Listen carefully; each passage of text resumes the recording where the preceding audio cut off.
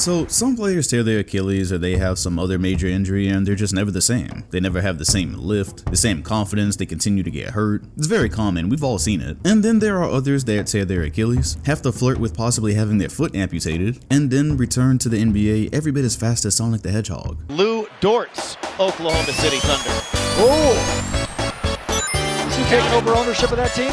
And one for John Wall. So luckily for us, this is an absolute treat. Through 2 games, and emphasis on 2 games, John Wall looks like he very well may be able to return to elite status, and it's not only because he's currently averaging 25, 5, and 8 through these 2, but because of the things that he's actually doing on the court. That's always the most important thing with him, even DeMarcus Cousins, Kevin Durant. This is what we were looking for in preseason. What do they actually look like physically? What does it look like their confidence is? And in terms of just pure confidence, John Wall currently looks like he could play Russian roulette with a fully loaded clip and believe he could still survive. Let's take a look. So this is an attack early in the shot clock. There was 22 seconds, quick in and out, goodbye. Straight to the rim like he didn't miss a day, bro. And this is what you want to see from a superstar, athletic point guard coming off of an Achilles, the confidence to attack like this. That's the big thing there. That looks like it's straight out of 2014, 2015. Just very smooth transition to the in and out, attack the open space. The confidence is the key thing there. Speaking of attacking open space, this is exactly what he's going to do here. He's got it big on him, doesn't waste any time. Look at that. And nobody's going to rotate over. That is an easy dunk. And once again, what I'm looking for right here is the confidence. Just come get the ball and explode out of that position. And obviously something like this is key because, you know, you might fear getting hurt. You might fear having the same type of injury. We saw Kobe tear his Achilles off of an explosion move. So if you're John Wall coming back from that, you might be hesitant. And this is his debut and he's making moves like this in his debut. Explosive, quick. This really is extremely encouraging.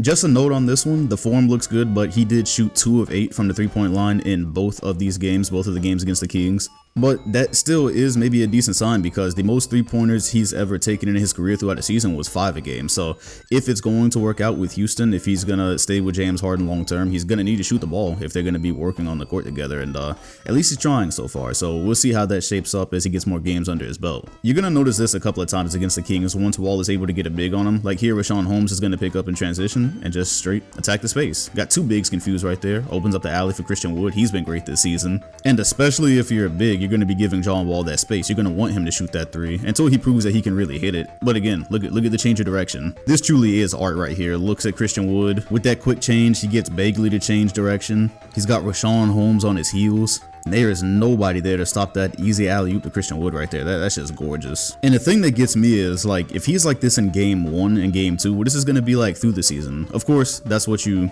really look for, right? And a foot injury, Achilles injury, maybe there's going to be some wear and tear, but just being this confident in your debut. And he actually had to miss some games as well. He played preseason, but he had to miss because of contact tracing, obviously. And we might have had questions, but he does not. So this is what I was just talking about. Look, he's going to draw the big on him. There's a switch and change. Attack the space. Easy layup. Oh my gosh. This is 2 plays in a row where he's just looking and And if you're big, you know, you might have just saw this play. Actually, Bagley did just see this play, but what are you going to do about it? You're not fast enough that, regardless of which way he's attacking, it's not much you can do when you're like nearly 7 foot trying to keep up. But my goodness. And he's not shying away from any type of contact here either. That's, again, another confidence thing. Sees Richaun Holmes coming. He could have probably, I don't know, it would have been really difficult to get that to PJ Tucker, but he attacks it fearlessly, and those are the type of things you look for. So the Kings are going to switch here again, and by now you just got to know that's not cutting it, because he is attacking these bigs every time he sees food. He runs, and I thought, I'm not going to lie, I thought that one was going to be an and one, but I remember I marked this one again just because of the confident drive here, straight into the body of a bigger player, and he might have got that one up and in as well. But and for the last one of this game, this is what made me have to hop on and make a John Wall video. Look at this, 1, 2, 3, 4 dribbles, finish, controlled, in transition. Bro, come on now. You telling me off an Achilles, you can still be this fast? Like, it's possible to do this? I just need to know what's possible, that's all. I just need to know what's possible. He's not worried about another player. He's not worried about stepping on nobody's foot. He is with the shits this season.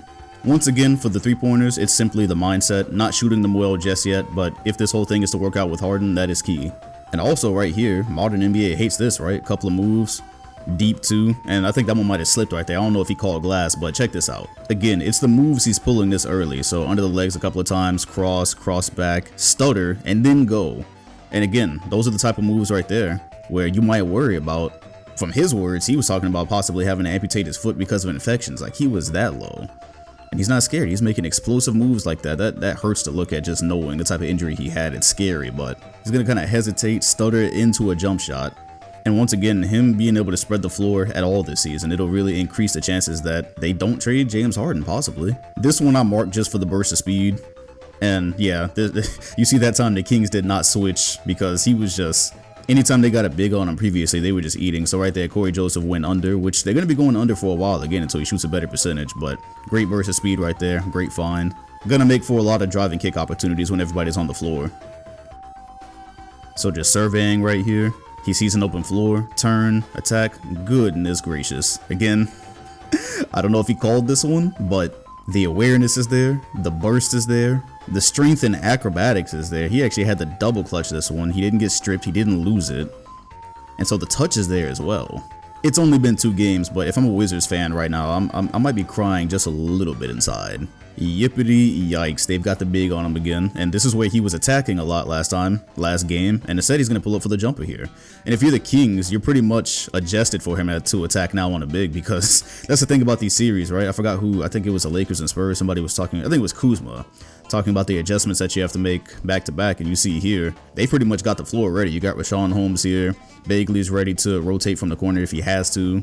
Harrison Barnes down near the paint. Really trying not to let him feast, but then he just goes to the jumper instead. If he is knocking that down, bro, this Rockets team might be pretty dangerous. So I guess 4 dribbles is just patented. Look, 1, 2, 3, 4. The entire length of the court in 4 dribbles. Almost the entire length. Not really the entire thing, but still, this is crazy. And again, the burst of speed, the strength right here, straight into the chest of Harrison Barnes. That's a bigger player. He's going to drive in with his left hand here, use his shoulder to kind of create a little bit of separation. And again, that's that touch, because there was not a lot of separation there. That's just touch, man. Then he does the flex at the end as well. He's got something to prove this year. Same exact thing as the previous Rashawn Holmes play. They've adjusted here. He's not going to get a drive. He's going to shoot instead. So if he's got a crazy touch inside, and if he can blow by anybody, but he can also shoot as well, what are you even to do? And knowing he's still as fast as he was, you're not gonna play up on him. You're not gonna go over screens for quite a while, are you? And as a matter of fact, that was another switch right there. I'm excited to see how this wears on though, because the form is looking beautiful. They said, well, obviously, coming back from an Achilles, all you can really do is shoot for a good amount of time in that recovery process, and this could really pay off. All right, Sacramento, so I see y'all are gonna switch again, so we're just gonna go to the same thing. Cousins, good screen, jumper, yak. Yeah, at this point, it was just getting too easy, because this is really repetitive. Obviously, he's not going to drive right here because they've done a good job at this point. It would kind of be forcing a drive. There's clearly going to be help there. That was clearly a part of the defensive game plan, but this is a pull-up this time, too. This is not a set shot.